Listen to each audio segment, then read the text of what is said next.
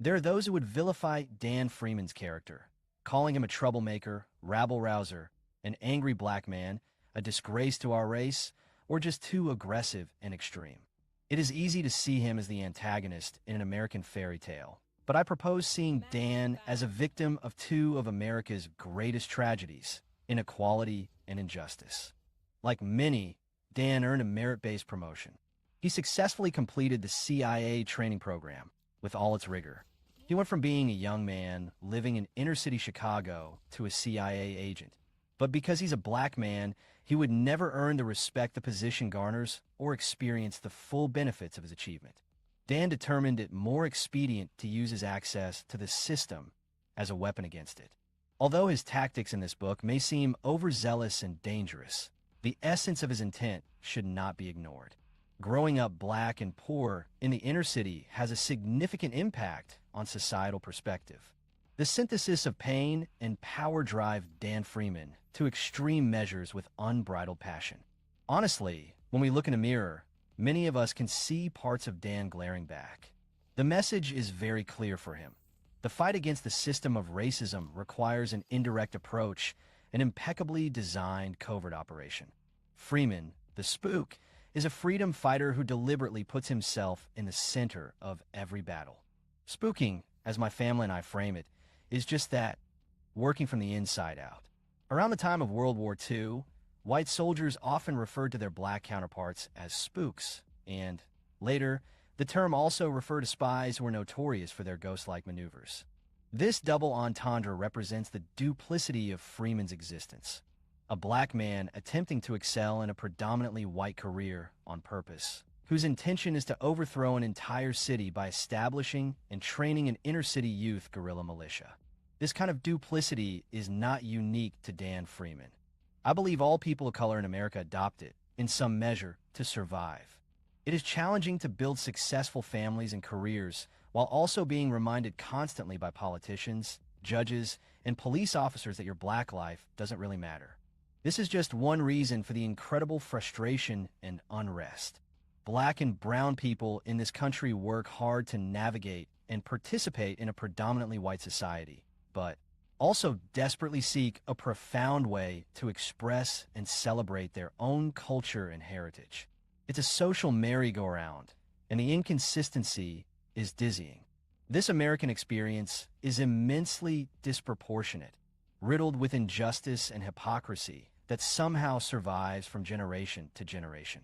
The American experience of freedom has often been predicated on mandate, policy, or legislation, even the freedom to choose awaited legislation. The mere fact that freedom must be given implies that freedom is not intrinsic. We are not born free. Our grade school educators taught us that freedom exists through a governmental act. Primary education delivered an early message that we were free to do whatever our teacher told us to do, follow instructions, and leave only when the bell rings. There was no particular lesson on personal freedom or on the liberation of the mind and soul. Only lessons on physical freedom were worthy of attention. Education is intended to prepare people to exercise the freedom to think and act independently. So why are we conditioned to relinquish our freedom in our formative years and then petition for it at the polls in our adult years? We are destined to remain slaves to a system of socio-political constructs that were cultivated in America. This is not to say that the systems of social and political oppression were born in America, but they are certainly nurtured here. Freedom, like hope and love, cannot be legislated, but must be definitively qualified by demonstration, some external manifestation of its reality. For example, when someone says they love you, while you appreciate the confession, you await an action to validate that statement. There's a reason the phrase random acts of kindness was coined and not random confessions of kindness. To describe one as kind means that person has demonstrated kindness in their activities. In other words, freedom, like kindness, has limits. We measure our freedom by experience, not presumption. Words like liberty, independence, and unrestrained usually accompany freedom. Yet people without obvious restraints, or who have a semblance of independence, still eagerly pursue freedom. Why? I believe all people are created with an internal compass and a genuine desire for justice that guide them in the direction of true freedom. This book explores how Dan Freeman seeks out both. When my father wrote this book, it was a shadow of his own life. A personal revolt against racial injustice, police brutality, and economic disenfranchisement. Spook is his termination letter to institutional racism and a clarion call for true liberty and justice for all. This was his valiant effort to encourage our heroes in the fight for social change and a willful discharge from the societal disease caused by the undeniable promotion of inequality and injustice in America. I hope this book inspires every reader to evaluate what freedom looks like in their life and what they're willing to do to get it. Chapter 1. Today, the computers would tell Senator Gilbert Hennington about his impending campaign for re-election. The senator knew from experience that the computers did not lie. He sat separated from his assembled staff by his massive, uncluttered desk, the Washington Monument framed by the window to his rear. They sat alert, competent, loyal, and intelligent, with charts, graphs, clipboards, and reports at the ready. The senator swept the group with a steely gaze, gave Belinda, his wife and chief aide, a bright smile of confidence, and said, "All right, team, let's have a rundown, and don't try to sweeten the poison. We all know this will be the closest one yet. What I want to know is how close." Tom, kick it off. The campaign war chest is in excellent shape. Chief, no major defectors. Good. I'll look over your detailed breakdown later. Dick, I spent a week on MAD. AV with both the PR boys and our ad agency. They both have good presentations ready for your approval, Senator. I think you'll be pleased. How we shape up on TV, Dick? All our ducks in line. Excellent, Senator. You'll be on network television a minimum of 3 times between now and Election Day. Just about perfect, no danger of overexposure. Have you licked the makeup thing yet, Dick? Asked Belinda Hennington. A small detail, but it probably cost one man the presidency. We don't want that to happen to us. No sweat, Mrs. Hennington. Max Factor came out with a complete new line right after that fiasco. I think we'll be using graying temples, in keeping with our maturity image. As we all know, the youth bit is out nowadays. Fortunately, with the senator, we can play it either way. Good show, Dick, said the senator. Harry, I've run the results of our polls through the computers, both the IBM 436 and the Remington RAND 1401. Lewis Harris gave us a random pattern sampling with peer group anchorage, Gallup a saturation vertical syndrome personality study, and NORC an ethnic and racial cross-section symbiogy.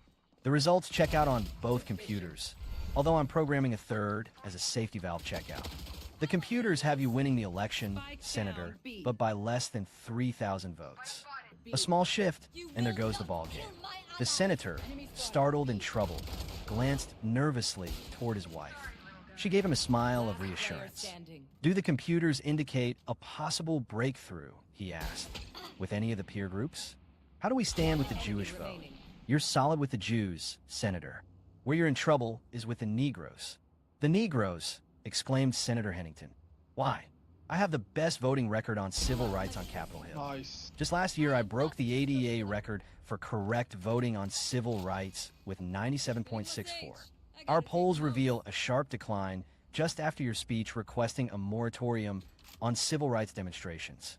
If we can regain most of the lost Negro percentile, Senator, we're home free. No use crying about a lack of voter loyalty. This calls for a think session. Perhaps we should have our special assistant on minorities and civil rights sit in, although I'm not sure how helpful he'll prove. Frankly, I'm disappointed by his performance so far. Judy, said the senator into his office intercom. Think session in here. No calls, please, and cancel all morning appointments. And ask Carter Summerfield to join us, will you? The senator turned to his wife as they awaited the arrival of Summerfield. Belinda, I'm beginning to have serious doubts about Summerfield. He hasn't come up with a fresh idea since he joined us, and I don't expect anything other than tired cliches from him today. He's fine in a campaign. Gil, that's where he'll shine. I don't think you ought to rely on him for theory. Perhaps you're right. I guess it's not brains we're looking for in him anyway. No, she smiled. That's his least valuable commodity to us. The senator swiveled his leather-covered chair half round and gazed out at the Washington Monument. This question of a Negro vote could be serious. I never thought I'd ever be in trouble with those people. We have to come up with something which will remind them I'm the best friend they have in Washington, and soon. Carter Summerfield had sat in his office all morning, worried and concerned. He sensed the senator was not pleased with his performance and could not understand why. Summerfield had sought desperately to discover what it was the senator wanted to hear in order that he might say it, and was amazed to find that the senator seemed annoyed when his own comments were returned, only slightly paraphrased. In all his career as a professional Negro, Summerfield had never before encountered a white liberal who actually wanted an original opinion from a Negro concerning civil rights, for they all considered themselves experts on the subject. Summerfield found it impossible to believe Senator Hennington any different from the others. He had spent the morning searching for the source of the senator's displeasure until his head ached. The handwriting was on the wall, and Summerfield knew his job was at stake. He must discover the source of displeasure and remove it. Perhaps he should wear ready-made clothes? Had the senator somehow seen him driving the Lincoln, rather than the Ford he always drove to the office? It was essential never to have a more impressive car than one's boss. He told all his newly integrated Negro friends that, had anyone discovered the encounter with the white girl in Colorado Springs when he had accompanied the senator on a trip to the Air Force Academy, he had been certain he had acted with the utmost secrecy and discretion. But he had known even then that it was a stupid move which might threaten his entire career. Summerfield took 2 Jalusals and a tranquilizer and reached for the phone to inquire discreetly of his fellow integrated Negro friends if there was word on the grapevine of an opening for a man of his experience. The phone rang. It was Senator Hennington's secretary summoning him to the senator's office for a think session. Smiling, as always when in the presence of whites, Summerfield entered the senator's office, his eyes darting from face to face for some sign concerning his present status. But the looks of the other members of the staff were no longer funereal, and the senator greeted him with a warm smile as he motioned Summerfield to an empty chair, briefly inquiring about his wife and children. "It seems, Carter," said the senator, "that we're in serious trouble with the Negro vote." Summerfield frowned in sympathy and concern. "We must come up with a fresh, dramatic, and headline-capturing act on my part, which will prove to my colored constituents that I'm the best friend they have in Washington." He swept the room again with his steely gaze, Gary Cooper, back to the wall but undaunted. "And we must do it today." Summerfield nervously licked his lips. "How about calling a conference of the responsible Negro leaders to discuss your new civil rights bill, Senator?" The senator considered for a moment. "I don't think so, Carter. To be perfectly frank, I don't think the bill will pass this session. White backlash. How about a fact-finding tour of the African countries?" said Dick. "No, I did that last year and still haven't kicked the dysentery I picked up on safari in Tanganyika." "How about a speech attacking apartheid at Cape Town University?" asked Harry. "I don't think South Africa would grant me a visa." "Gil," said the senator's wife, "why don't we accuse the Central Intelligence Agency of a discriminatory hiring policy? Segregation in CIA? Yes, they have no Negro officers at all, mostly menial and clerical help. Are you certain, Belinda? This could be what we're looking for. I'm positive, but I'll check it out. We have a man in personnel over there, you know. Couldn't a charge of that nature prove counterproductive?" Mrs. Hennington asked Dick. "CIA is almost as untouchable as the FBI. Not since U2 and the Bay of Pigs. And this should prove an irresistible combination for the press, cloak and dagger and civil rights." "I'm inclined to agree. Belinda," said the senator, who was usually inclined to agree with his attractive wife, "what's the best way of springing this thing for maximum impact?" "Why not the Senate Watchdog Committee hearings?" said Tom. "But the hearings are closed," said the senator. "It wouldn't be the first time we've used closed hearings for a press leak, Gil. I'll brief Mark Townsend over lunch here in the office on the day of the hearings," said Belinda. "Excellent," said Dick. "A political columnist of his stature is perfect. Now, how do I play it in the hearings? Indignant, angry, but do I underplay? Dignified, I think, Senator," said Harry. "You're shocked and saddened that the agency in closest grips with the forces of godless communism is shackled by the chains of racial prejudice." "Right," said Tom. "You say that America must utilize the talents of its entire citizenry, regardless of race, color, or creed, in the Cold War." "They'll deny it at first," said Belinda, "then probably claim their personnel files are classified, but they'll back down when they get enough negative press coverage. They're very image-conscious nowadays." Carter Summerfield sat looking interested, but carefully silent. Advising the senator how to criticize other whites was definitely not one of his functions. I can program one of the computers to provide statistics showing the increased efficiency of the armed forces since their integration, said Tom. If CIA does select a Negro, he'll be the best-known spy since 007, said Harry. Well, he will find it a bit difficult after all the publicity he's going to get, said the senator. You mean, Gil, said his wife, the publicity you're going to get. The senator smiled. General, said Senator Hennington, addressing the director of the CIA, it has come to my attention that there are no Negroes on an officer level in CIA. Would you care to comment on that? The other committee members looked at Senator Hennington with some shock. They knew he faced a close election in the fall, but this gambit was below the belt. The general, fighting to control his famous temper, replied icily. You know, of course, Senator, that our personnel files are highly classified. I'm aware of that, General, but this meeting is closed, and we are all cleared for that kind of information. It's not true that we don't have any colored at the agency. Our entire kitchen staff, our maintenance section and drivers are all colored. My question, General, concerned Negroes on an officer level.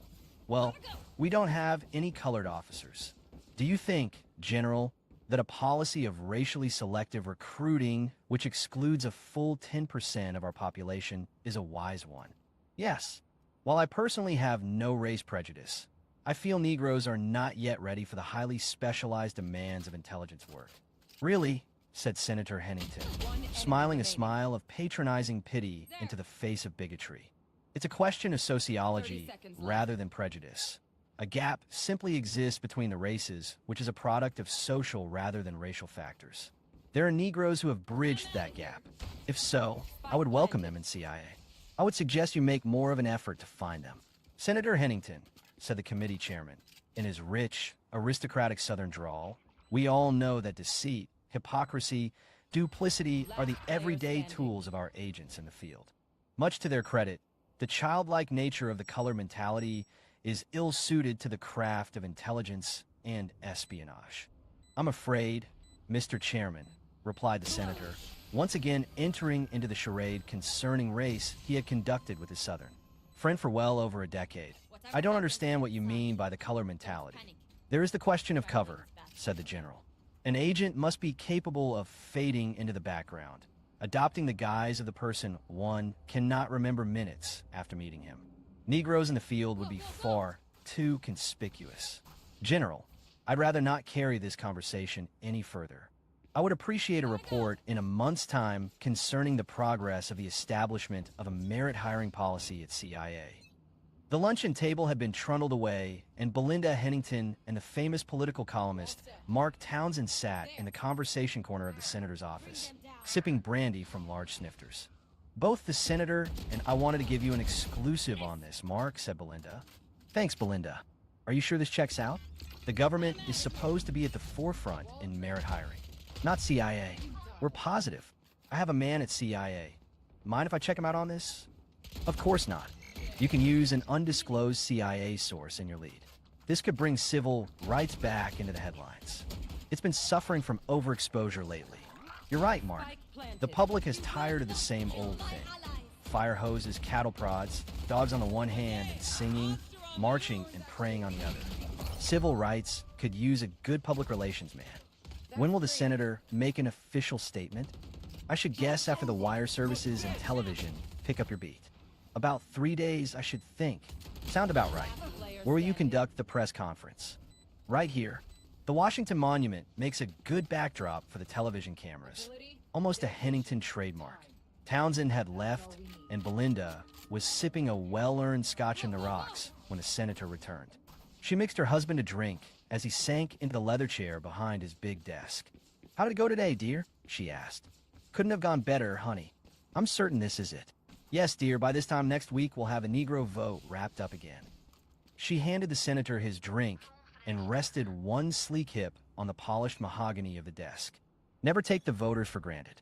Even Negroes react eventually, you know.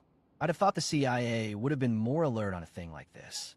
If they'd had even one Negro officer, my charges would have fallen as flat as your sister Souffle's. If it hadn't been CIA, it would have been someone else. We're not likely to run out of institutions to accuse of segregation in our lifetime, darling. They smiled at one another affectionately. That November, the senator won his re-election comfortably, the Negro vote accounting for more than his margin of victory. Chapter 2. Freeman watched the class reunion from a corner of the common room of the CIA training barracks. It was a black middle-class reunion.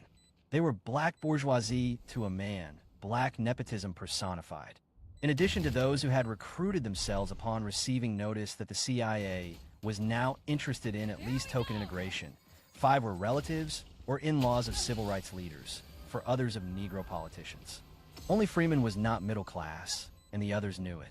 Even had he not dressed as he did, not used the speech patterns and mannerisms of the Chicago ghetto slums, they would have known. His presence made them uneasy and insecure. They were members of the black elite, and a product of the ghetto streets did not belong among them. They carefully ignored Freeman, and it was as he wished. He had no more love for the black middle class than they for him.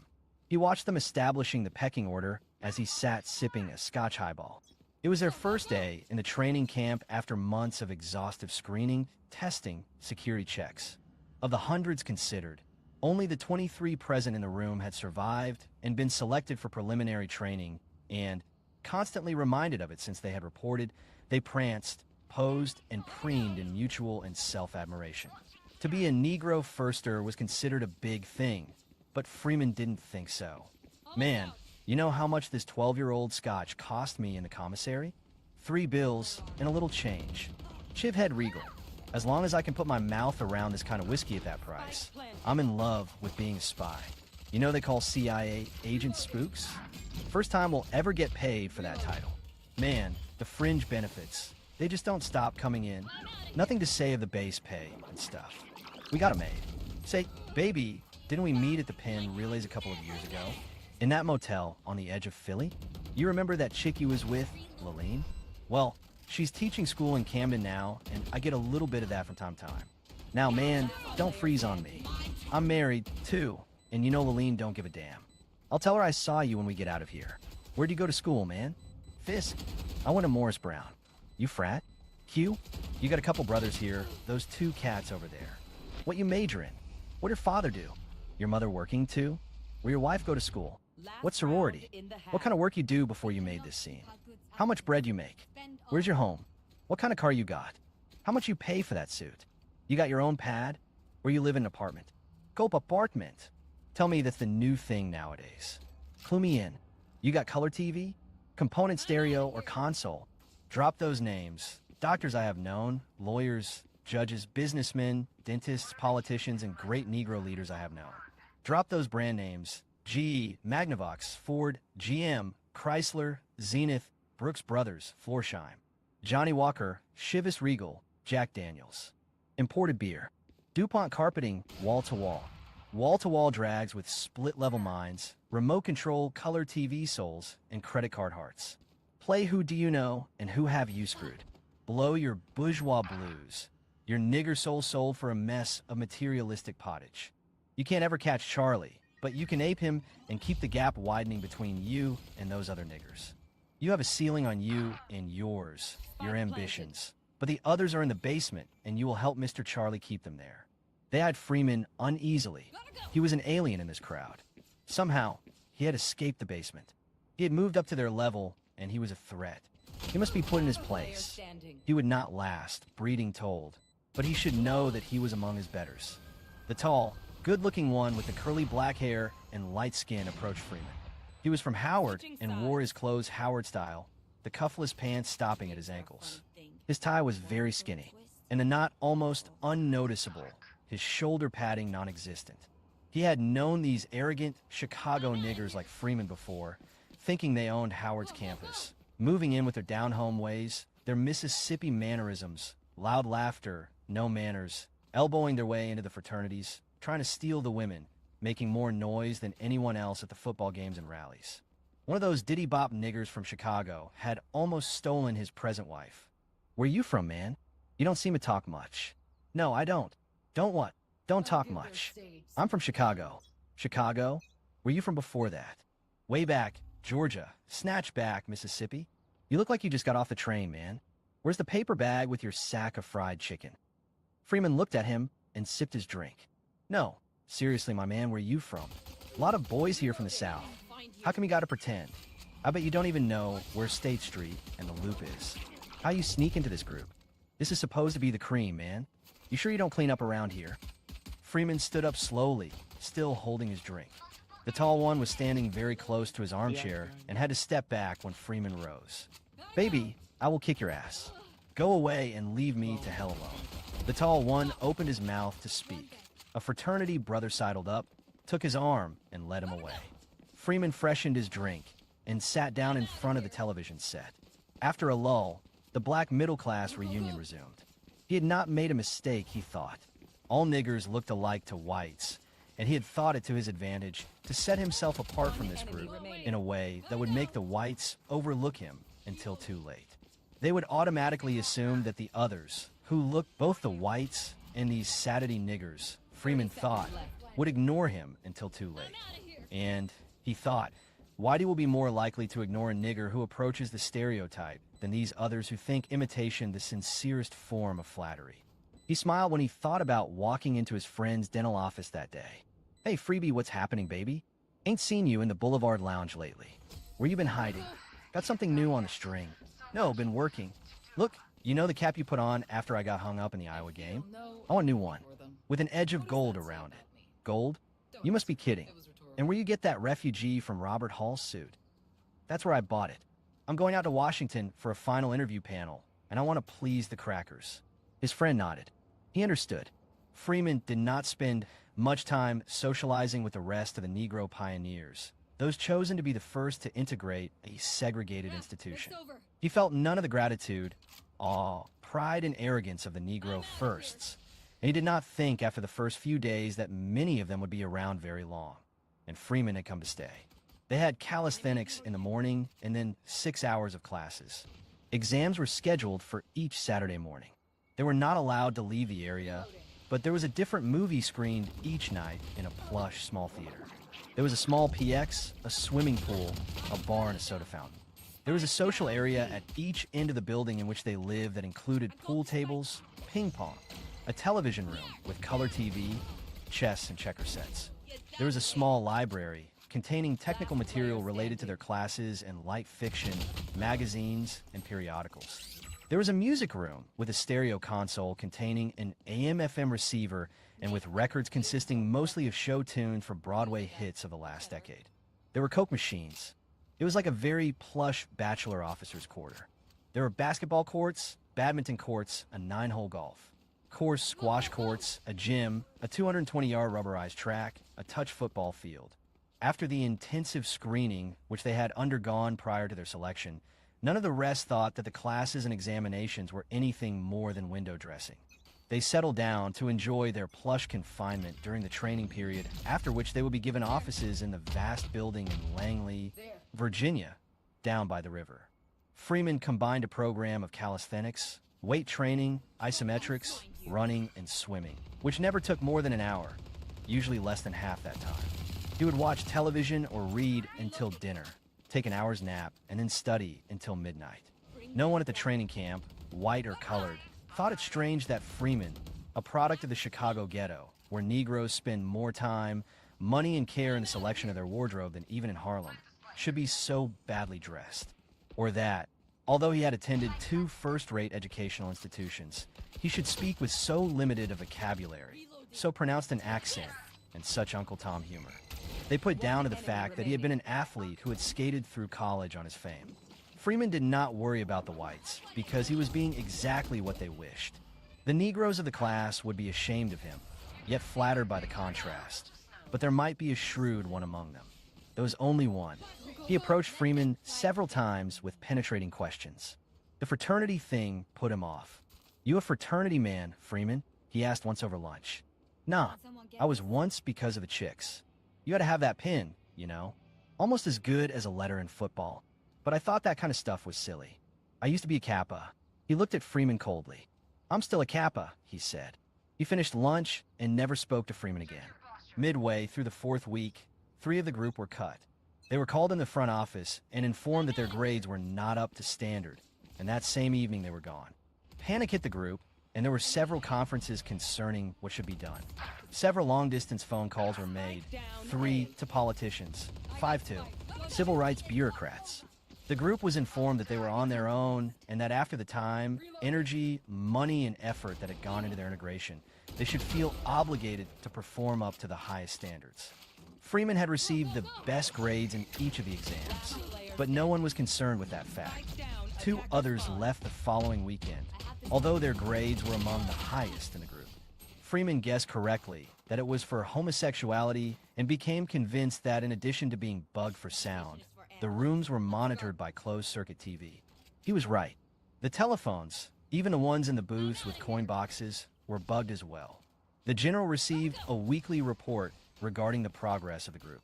It appeared that those intellectually qualified could be cut on physical grounds. They were already lagging at the increasing demands of the morning calisthenics and were not likely to survive the rigors of hand-to-hand combat. The director of the school confidently predicted that not one of the Negroes would survive the 10 weeks of the school, which would then be completely free for a new group of recruits presently going through preliminary screening.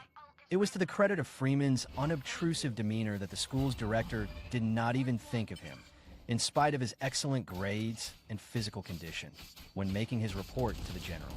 If he had, he might have qualified his report somewhat.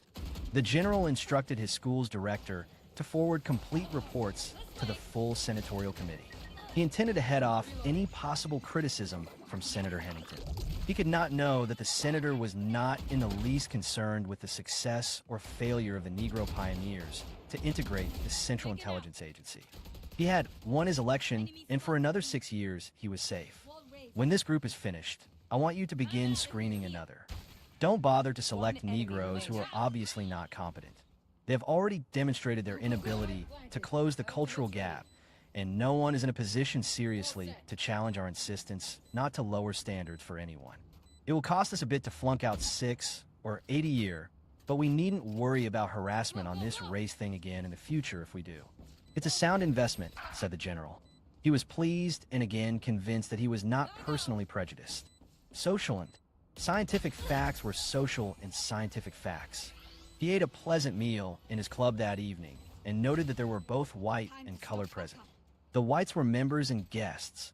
The Negroes served them. The general did not reflect that this was the proper order of things. He seldom approved of the rising of the sun, either. 2 more were cut for poor marksmanship.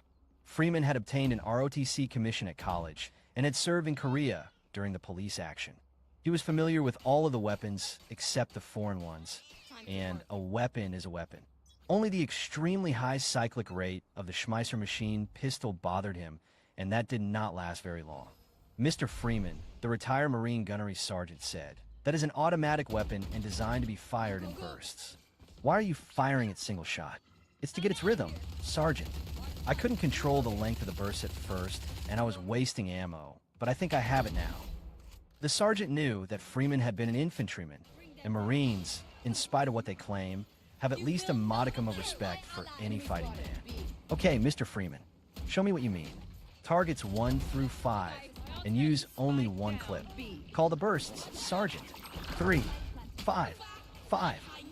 He called the number of rounds he wanted in rapid succession, as fast as Freeman could fire them. There were rounds left for the final target, and, on inspection, they found that 1 5-round burst had been 6 instead. "That is very good shooting, Mr. Freeman. Were you a machine gunner in Korea?" "No. I was in a heavy weapons company for a while and got to know MGs fairly well, but I spent most of my time in a line infantry company. I like automatic weapons, though. I learned it's not marksmanship, but firepower that wins a firefight. I want to know as much as I can about these things." "All right, Mr. Freeman. I'll teach you what I know. You can have all the extra practice and ammo you want. Just let me know a day ahead of time, and I'll set it up. We'll leave the Schmeisser for a while and start with the simpler jobs, and then work up. Pistols, too." "Yes, I like that, Sergeant. And I'd rather your maintenance section didn't clean them for me. I'd rather do it myself. No better way I know of to learn a weapon than to break it down, clean, and reassemble it."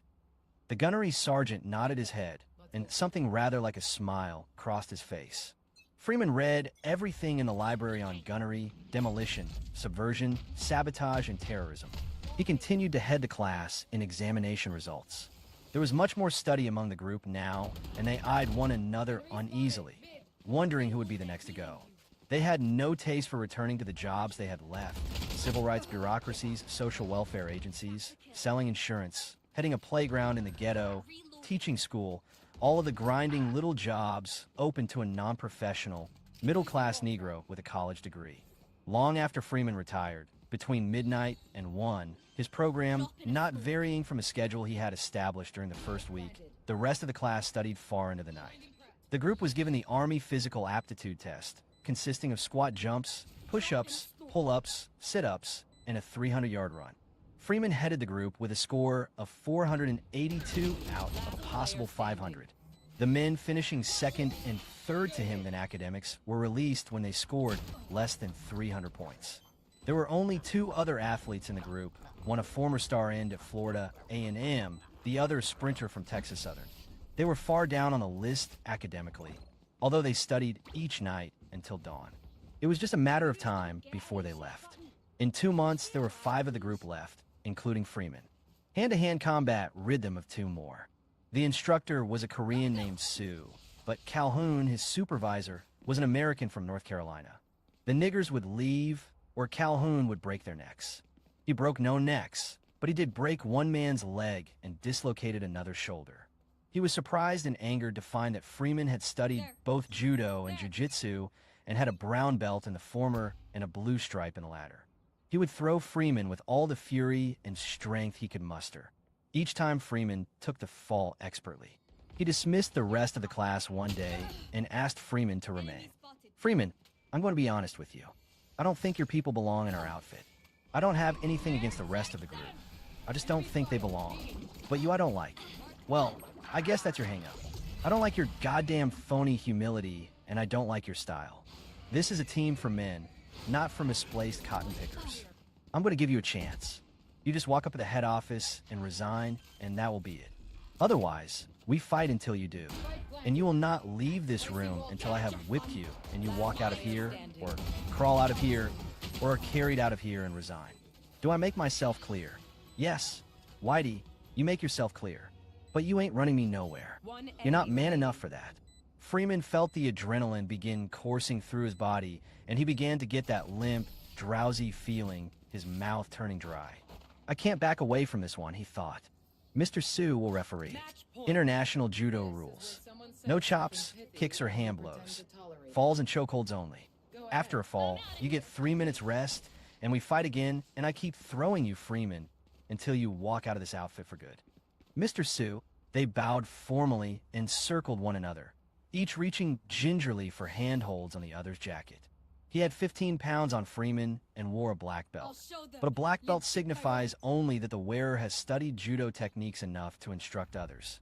The highest degree for actual combat is the brown belt Freeman wore. Calhoun was not a natural athlete and had learned his technique through relentless and painstaking practice. His balance was not impressive, and he compensated with a wide stance. Freeman figured his edge and speed, all but nullified his weight disadvantage. He had studied Calhoun throughout the courses. He had watched him when he demonstrated throws and when he fought exhibition performances with Sue. Freeman was familiar with his technique and habits and knew that he favored 2 throws above all others, a hip throw and shoulder throw, both right-handed. He came immediately to the attack. Freeman avoided him easily, feeling him out, testing his strength. Calhoun was very strong in the shoulders and arms, but as slow as Freeman had anticipated. He compensated by bullying his opponent and keeping him on the defensive. Calhoun tried a foot sweep to Freeman's left calf, a feint, then immediately swung full around for the right-handed hip throw. Freeman moved to his right to avoid the sweep, as the North Carolinian had wanted. Then, when Calhoun swung into position for the hip throw, his back to Freeman, Freeman simply placed his hand on his back, and before he could be pulled off balance and onto the fulcrum of Calhoun's hip, pushed hard with his left hand, breaking contact. It had been a simple and effective defensive move, requiring speed and expert timing. They circled and regained their handholds on each other's jackets. After a few minutes of fighting, realizing that he was outsped, Calhoun began bullying Freeman in an effort to exhaust him. Sue signaled the end of the first 5-minute period. They would take a 3-minute rest. By now, Freeman knew his opponent.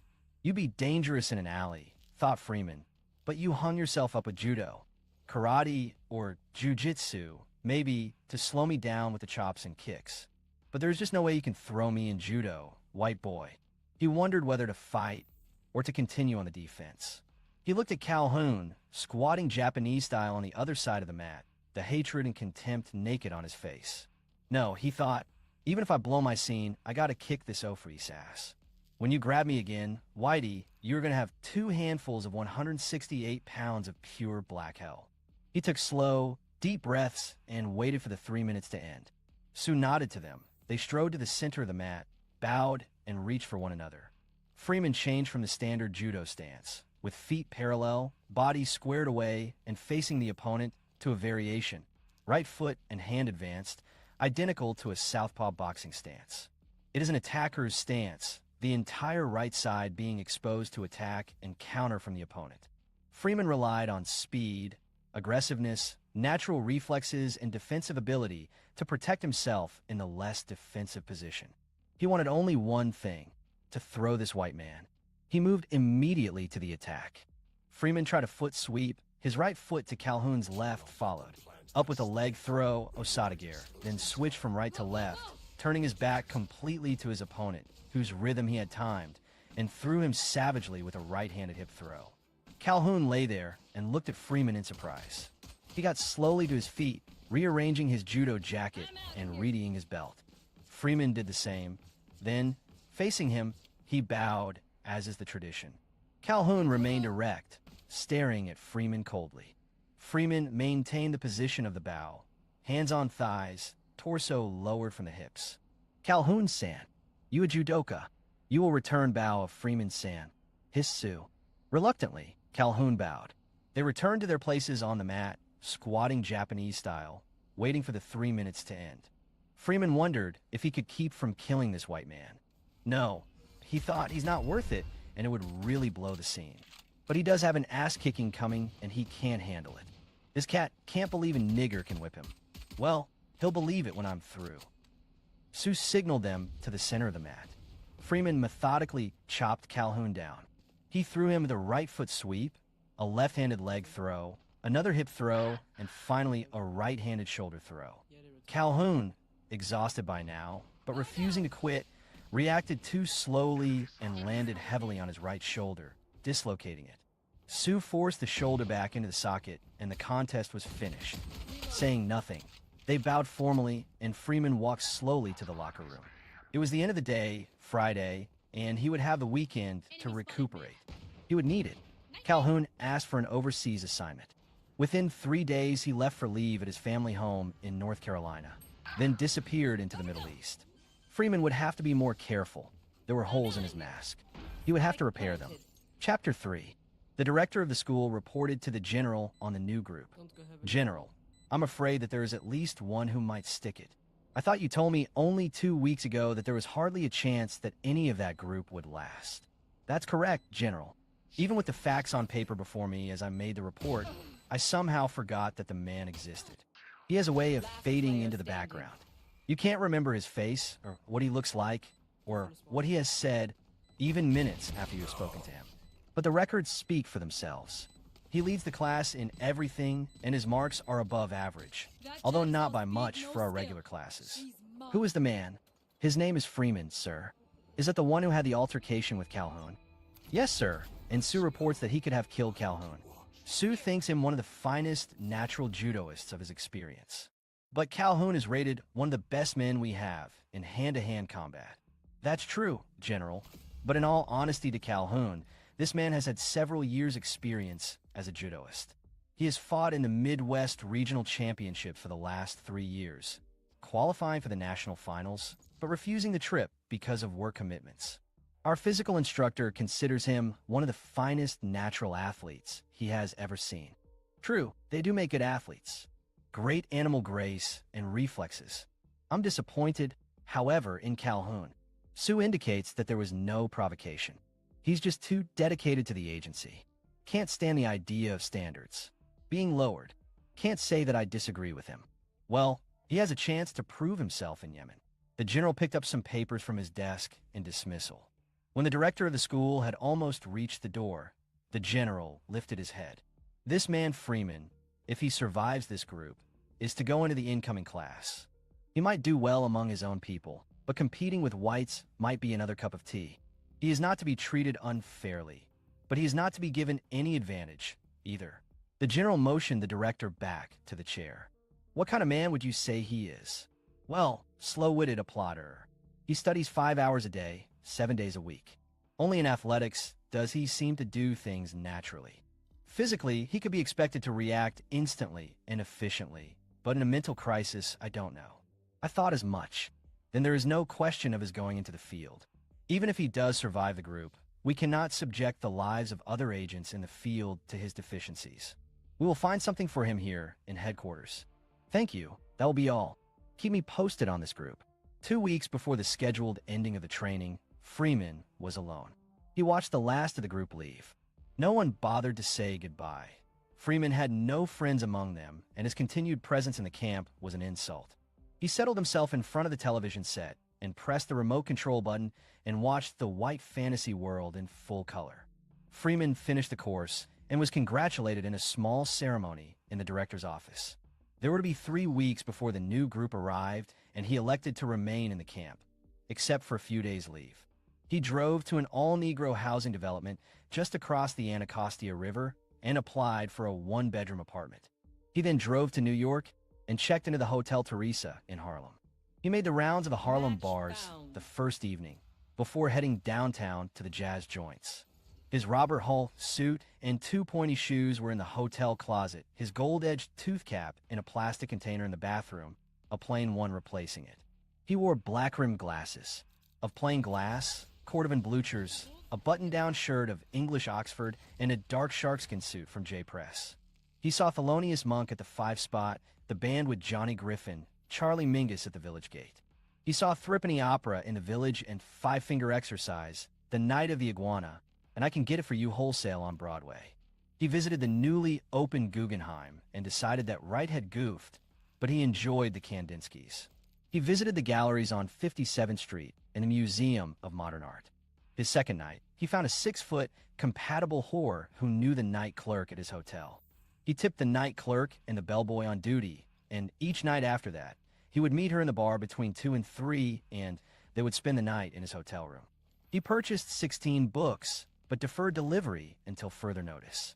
The CIA Freeman would not have read those books. Freeman left his suit, shoes, shirt, tie, and tooth cap in a bag, with instructions that they be delivered to the storage company that stored the rest of his clothing, records, books, and paintings that had no business in his new existence. He would establish a New York base later. He had pondered the danger of leading a double life and decided that the strain of square dom would have to be eased somehow from time to time. The few days in New York, doing the simple things he had done, had convinced him more than ever that this was important. He might be the CIA Tom in Washington, but for a few days elsewhere he would have to become Freeman again. He did not think that, even if he ran into his CIA colleagues in New York, identification would be a danger.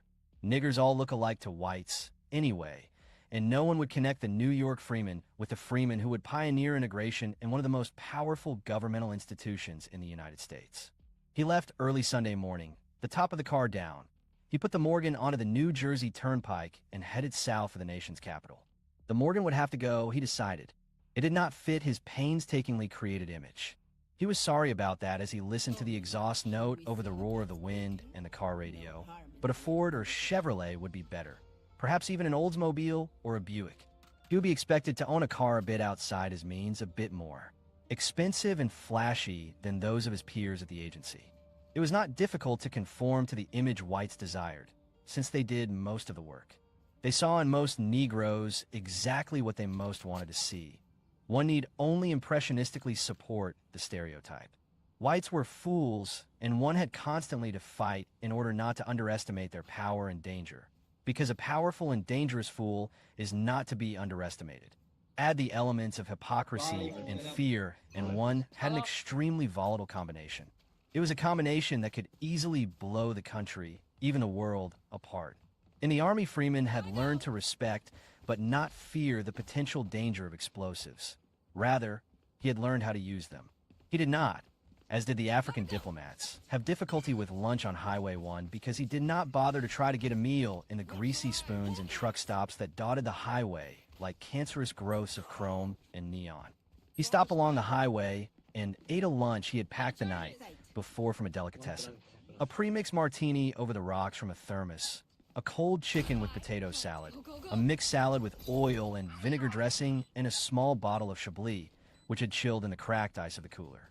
Finished, he discarded the ice, repacked the container, and lay back on the army blanket he had spread under a tree and slept for an hour. He reached Washington just ahead of the incoming weekend traffic and was in camp in time to shower and catch Ed Sullivan on television after a light dinner in the camp dining room. An agent, as Freeman had anticipated, had checked his movements in New York, checking routinely at the hotel and questioning the whore with whom Freeman had slept. They would not find much, since Freeman knew that the people with whom he had talked would have seen nothing out of the ordinary in either his dress or behavior. Besides, Harlem Negroes, particularly hotel employees and prostitutes, seldom tell white men very much, especially those who look and act like cops, regardless of what they claim to be. Free of classes, Freeman increased his personal study and was able to spend time each day working with Sue on the mat. He added karate to his repertoire of judo and jiu-jitsu and spent time as well on the range, firing pistols, rifles, and shotguns, as well as his more favored automatic weapons. Freeman spent each weekend in Washington and became convinced that it is one of the squarest towns in the world. Within walking distance of the immaculate, white, neoclassical center lie some of the worst ghetto slums in the United States. The bigots on Capitol Hill need look no further than a few hundred yards to convince themselves of the inherent inferiority of Negroes, and, controlling the Capitol like a colonial fiefdom, they can ensure that things will not change racially. He found a whore on U Street and would spend time with her each weekend, in a bed in a hotel in the ghetto. She was questioned as well. "Look, honey, what kind of cop you say you were? I'm not a police officer. You look like a cop to me, baby. How come you asking me stuff about this cat? He in trouble? He a nice John. What make you think I'm going to tell you anything? I'm not a policeman, but I do have police friends." Like that, huh? I wonder when you start leaning on me. You Ofwees never know different, no matter how you look. And you college cats with the smiles and pink baby faces the worst. Okay, what you want to know?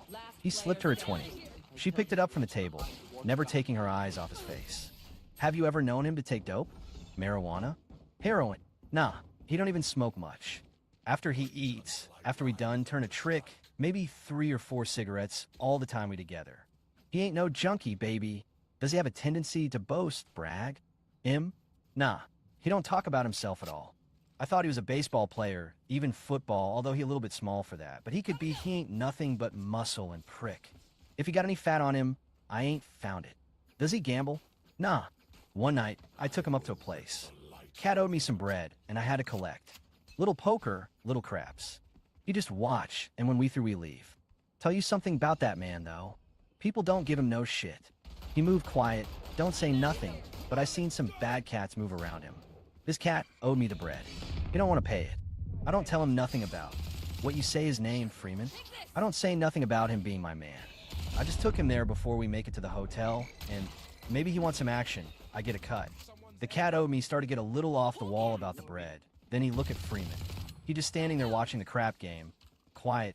Ain't bothering nobody, but this cat owes me the bread look at him, and then look at me, and baby, he give me the bread. And that cat, one of the baddest men in D.C. He make 2 of Freeman, but he don't want no part of him. He ain't my man, and it wasn't his scene, but I thought about it, and if I had trouble that night, he be in it. And he ain't romantic about chicks on the block. Never comes on like a social worker. How a nice girl like you get into this shit. Let me take you out of it, baby. None of that shit. I'm a whore, and he knows it, but he treats me like a queen. I think he put me on for a long time, and then I get to like it. He can put me on as long as he wants. I dig the way he treats me. I'm a whore. He knows it. I know it, but when I'm with him, he makes me feel like a queen. What about his sexual habits? Anything, well, unusual. She looked at him through narrowed eyes. So that you're seen? Well, baby, 20 bills ain't enough for no freaks. Come again. Little more bread, dig? I know some chicks don't deal in nothing but freakish tricks, But that ain't my scene. And don't start no shit about the man. I ain't on junk, and I can always get my hat and make it to Baltimore, dig? He gave her another 20, blushed furiously, and damned the woman for sensing what no one else knew, that he enjoyed this part of his job, to his shame. Nothing fancy, little straight up and down, mostly. Blowjobs ain't his scene. He don't mind a little head now and then, but before the deal goes down, he wants to make it straight. No way out positions or jazz. Whips and wet towels, no gimmicks. He just like to screw, baby. Now, don't be disappointed. Now, I could tell you about some real freaks. I got a trick white boy like you come down here once a week just to listen. Get his cookies every time. You want to hear some scenes? Honey? Or maybe you want me to get a show together. Straight, gay, or both. Anything you want, baby. They were sitting in the back booth of a long, narrow, and very dark bar on U Street. She stroked his thigh and confirmed his excitement. This was the easiest trick she had in a week. She wondered how much she could milk him for. Would you say that he might have homosexual tendencies? She threw her pretty black head back and laughed. Him? Man, you wasting your time there. He wouldn't make that scene for nothing. If you got a thing for him, look someplace else. Shit, I ought to know what I'm talking about. I make it that way myself, and it takes one to know one. Anybody could turn me straight, it could be him. I mean, he don't need no fake scenes, and he just want a good, professional job. But sometimes he really turns me on, and I ain't had no thing for a man in years. No, baby, he ain't gay. But if that your scene, I know somebody you might dig. She continued to stroke his thigh. Or, baby, I could do things for you. She leaned over, whispering in his ear, and told him in detail what she could do. He backed into the corner of the booth, but continued to listen. Suddenly, he gripped her thigh with one hand and groaned. She moved away, looked at him in contempt, and then she lit a cigarette. He lay back against the corner of the booth until the color returned to his face, a thin film of perspiration on it. She crossed her legs and moved her foot in time to Sonny Stitt on the jukebox. She liked this joint. They had good sounds here. He sat up and wiped his face with a handkerchief, looking around nervously. No one was paying the slightest attention to the booth. She motioned toward the back of the bar. The John back there. He started to slide across the bench of the booth. You forgetting something, honey. She held out her hand. He reached quickly into his pocket and stuffed crumpled bills into her hand. She looked at them, nodded, and moved from the booth to let him pass. She smoothed her red dress, thinking that his grip on her thigh might leave a bruise. She walked to the bar and ordered a drink, fixed her hair in the mirror, and straightened her red dress on her shoulders. She had never worn red before. She had been told all her life that she could not, because she was too black, but Freeman had told her that she should wear it, because she was a Dahomey queen. She had gone to the library to find out what he had meant, because he wouldn't explain, and asked for the book he had written down for her. She had found that he was talking about Africa, and at first had been angry. But there was the picture of a woman in the book that had looked enough like herself to startle her. Hair kinky and short cropped, with big earrings in her ears. She had taken the book out of the library and painfully read it in its entirety. Then she bought a red dress, and later, several others when she found that Trix liked it, but mostly because Freeman liked her in red and said so. She wore big round and oval earrings like the queen in the picture, but she could not bring herself to wear her hair short and kinky. But sometimes she would look at the picture and see herself there, and for the first time in her life, she began to think that she might be beautiful, as he said. She returned to the booth and sipped her new drink. The trick returned from the John, all police-like and white man strong. He thanked her for her information and cautioned her not to say anything to Freeman. He could not look her in the eye. She blew smoke in his face, and he left. She would need no more tricks that night, and she had done better than for a full weekend with the Patty Boy. She walked to the phone booth and called her chick. Honey, got a scene working. I won't be able to make it tonight. Big bread. See you tomorrow, huh? Of course I miss you. Be cool, baby. Mama will make it up tomorrow. Bye now. She walked out into U Street and took a cab to a small efficiency apartment that she kept for herself. Even her woman did not know of its existence, and she used it when she wanted to be alone. She wanted to be alone tonight and to think about Freeman. She might invite him to her apartment the coming weekend instead of making their usual hotel routine. Men were not her scene, she knew, but she liked that man. She knew soon after she entered the apartment that she would invite him there. Chapter 4. Each morning Freeman would drive his second-hand Corvair to the big building, descend 3 levels, unlock the door of his office and begin work. He ate in the cafeteria just often enough not to appear aloof. The rest of the time, he would bring his own lunch in his briefcase and eat in his windowless room, listening to rhythm and blues or jazz from the Negro radio station in Washington on a transistor radio. He was the top secret reproduction section chief, and being the only man in the section, he was little more than the highest paid reproduction clerk in Washington. Nevertheless, he was the only Negro officer in CIA. He was promoted after a year in his cubbyhole. He had been making a run of 200 of a three-page report dealing with the methods of bribery of Central American Union leaders when there was a knock on the door. He stopped the ditto machine, wiped his ink-stained hands on a piece of waste, and opened the door to the general's secretary, Doris, a tall, golden girl from California with big breasts she considered a gift from the gods. Dan, the general needs someone to give his senator a guided tour of the building. Do you think you can handle it?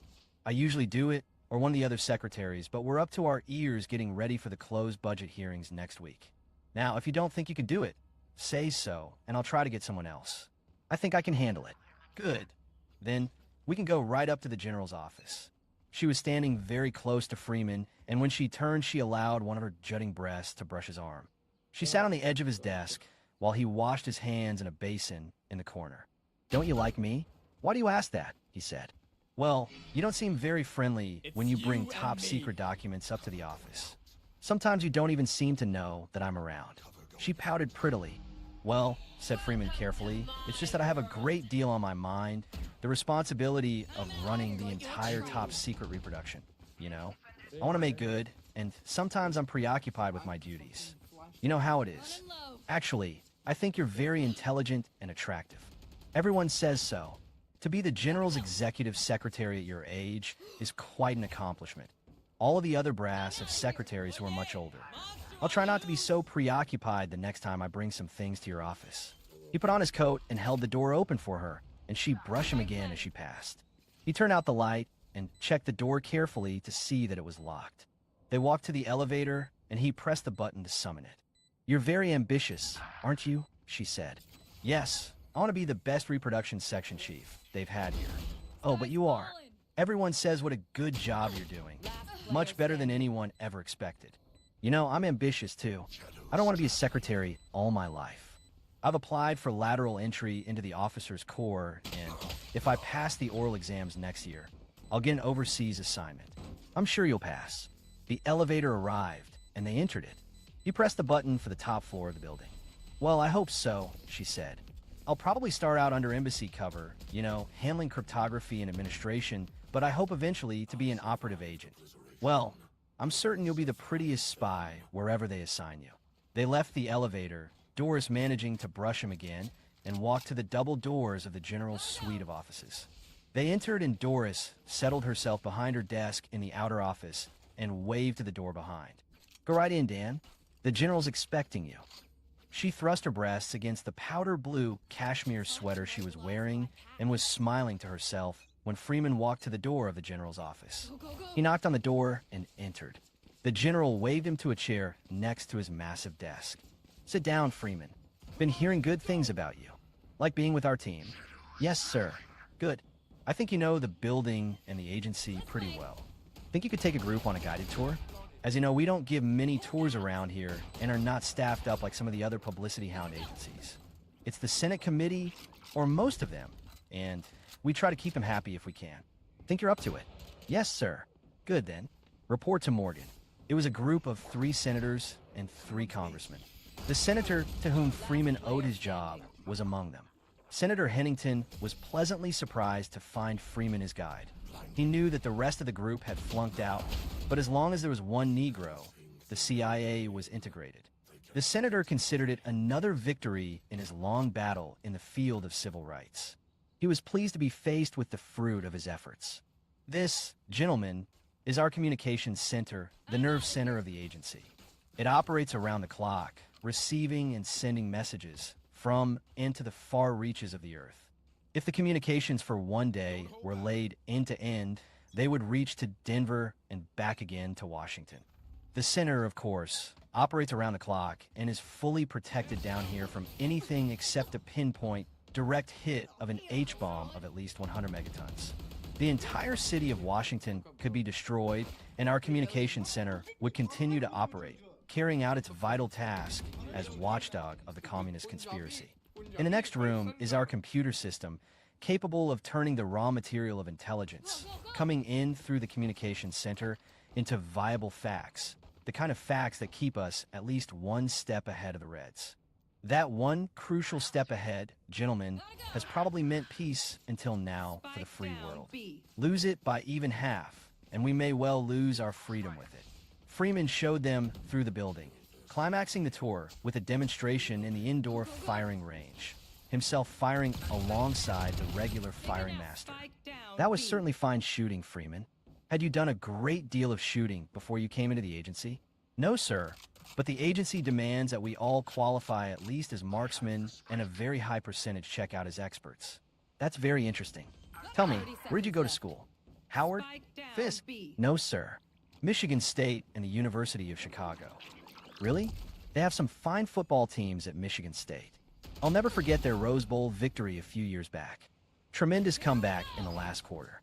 Were you out there for that one? Yes, sir. Senator, Freeman played on that Rose Bowl team, said Morgan. Is that right? The senator was deft in handling Negroes. As he often told members of his own staff, it was important to make them feel comfortable, to treat them as equals. This was very difficult for the senator, since he really did not feel that there were very many people equal to himself, white or black. The senator had a polished, practiced humility that wore well, however. Tell me, Mr. Freeman, do you like working for the agency? The senator had found that calling Negroes Mr. often had a magical effect on the relationship. Oh, yes, sir. I think it's an extremely important job, and I'm proud to be a small part of the team. What were you doing before you joined the agency? I was in social work in Chicago. I worked with street gangs in the slums. That's very interesting, Mr. Freeman. Did you enjoy the work? Yes, sir. Freeman used sir with whites as often as possible. He found that it had a magical effect on the relationship. Well, I think that kind of work is important. As I said in a speech on the Senate floor last year in our hearings on juvenile delinquency, it is extremely important that we establish some human and sympathetic contact with juvenile delinquents, school dropouts, and other youthful members of the culturally deprived. I couldn't agree more, Senator. Yes, I favor a national study on the problem of juvenile delinquency and crime, particularly among the culturally deprived. Excellent idea, Senator. We certainly need another study of that problem. Then, of course, an increase in the construction of low-cost public housing, a training program for high school dropouts, and the introduction of scientific methods of rehabilitation in our reform schools. I'll send you a copy of the speech, Mr. Freeman. Unfortunately, the program was not adopted, but I have high hopes of some federal action in this area in the not-too-distant future. I was discussing this very thing with the president at luncheon just a couple of weeks ago. Yes, sir. Did you find an increase of dope addiction among juveniles during your work with them? Yes, Senator, I did. Yes, that is a major problem. We must strengthen our laws in that area. Make the penalties stiffer, but I definitely favor regarding the addict as a sick person rather than a criminal. I couldn't agree more, sir. And, of course, there's the problem of increased illegitimate pregnancies among the youth of the culturally deprived. I certainly don't take the extreme stand of those who advocate sterilization, but advice concerning birth control devices should certainly be made available, and in some cases, they should be provided. Dependent on the individual case, of course, and tightly controlled. Definitely, Senator. There's a great deal of work to be done in this area. We have to roll up our sleeves and get to work. I told the president that last week, and he agreed emphatically. I expect great progress in this area within the next few years. The luncheon ended, and the Congressional Party spent a few minutes in the office of the director. The senator lingered when the party began to leave for Capitol Hill. General, I was extremely impressed with Freeman. An excellent choice, I think. I had an interesting and enlightening conversation with him concerning his former field, juvenile delinquency. He gave me some excellent tips, things I might be able to use eventually in a Senate speech, or perhaps in an article for the New Republic. I think that taking him on as your assistant was an extremely wise move. It's fine to see integration in action. Freeman was appointed the next week, as special assistant to the director. He was given a glass-enclosed office in the director's suite. His job was to be black and conspicuous as the integrated Negro of the Central Intelligence Agency of the United States of America. As long as he was there, one of an officer corps of thousands, no one could accuse the CIA of not being integrated. Freeman couldn't have been in a better position for what he intended to accomplish. He had access to most of the general's briefings, attended many of his meetings. He traveled with the general increasingly, and his face became familiar throughout the agency. He took target practice 3 times a week, practiced judo, jiu-jitsu, and karate, and had 1 weekly session of boxing with a retired former middleweight contender. His routine seldom varied, and the periodic checks by the security section confirmed this. He continued his trips to New York. He would check into the Hotel Teresa in Harlem, then leave for his apartment, shaking any possible tale. A shower, a shave, a beefeater martini, and Freeman the Tom became Freeman the hipster. No one ever blew Freeman's cover.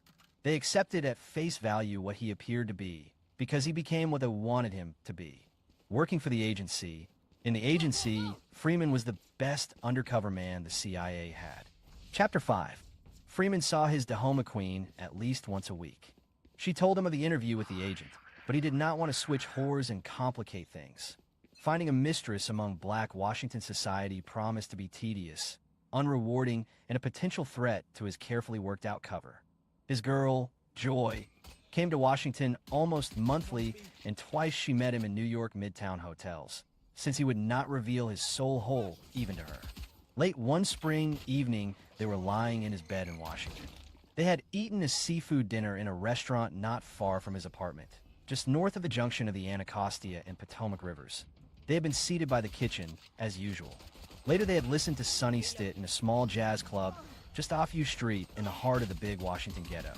They made love when they returned, but had not slept and lay silently sipping scotch and smoking, listening to the music of a late-night jazz station from the transistor radio, which stood on the bed table. Joy arose to one elbow and gazed into Freeman's face. Dan, I think it's time to have a talk about the two of us. This kind of thing can't go on forever. It's time I started thinking about a home, family, security. Okay, he said, let's get married. Dan, you know I'd love to marry you, have your children, but this part of you, your bitterness, your preoccupation with the race thing, it frightens me, shuts me out. I feel threatened. Freeman sat up in bed and looked at Joy in some surprise. But why should you feel threatened? Hell, the way I feel doesn't even threaten Whitey. Dan, how much longer are you going to stick with this job?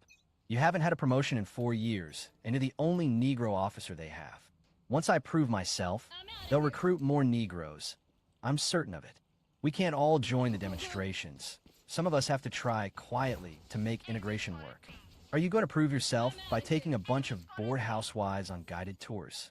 They were on shaky ground, and Freeman had to be careful. Joy knew him too well, and one false move, a statement which didn't ring true, and he might expose himself. He arose, walked to the dresser to light a cigarette, regarding her in the mirror as he did so. I'm hoping I can move into something else soon, something more substantial. He returned to the bed, sat on its edge, and lit a cigarette for her. If I left now, before they began hiring other Negroes, I'd always think I'd given up. It's not easy continuing with this jive job, but it's little enough sacrifice for the cause of integration. Baby, I'm sorry, but I can't sacrifice my life for a cause. I admire the way you feel, but I fought too hard to get out of the slums, and you continue to identify with the slum people you left behind. I never left them behind. She placed her hand on his knee and smiled gently. Honey, whether you admit it or not, the day you left Chicago for college, you left the block and the people on it.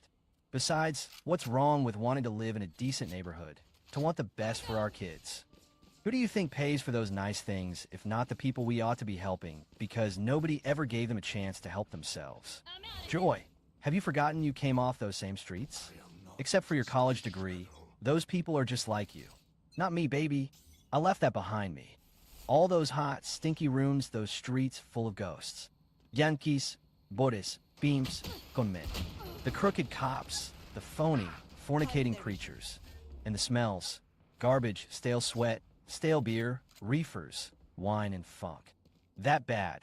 Hand-me-down meat from the white supermarket. The price hiked up in 2 minutes this side of turning a buzzard stomach. I've had that shit, and going back won't change things. Somebody has to try and change things. You can't change Whitey. He needs things just the way they are, like a junkie needs shit. Whitey's hooked with messing with niggers and you. Wanting to go cold turkey. It's not going to happen. We can be happy, Dan. We can be anything we want. Whitey won't let you be what you want to be.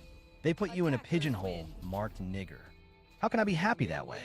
There's no way I can spin a middle-class cocoon thick enough for them not to penetrate any time they choose.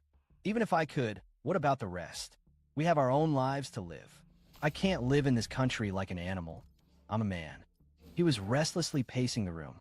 She leaned toward him, the sheet falling away from her breasts, and he had a moment of panic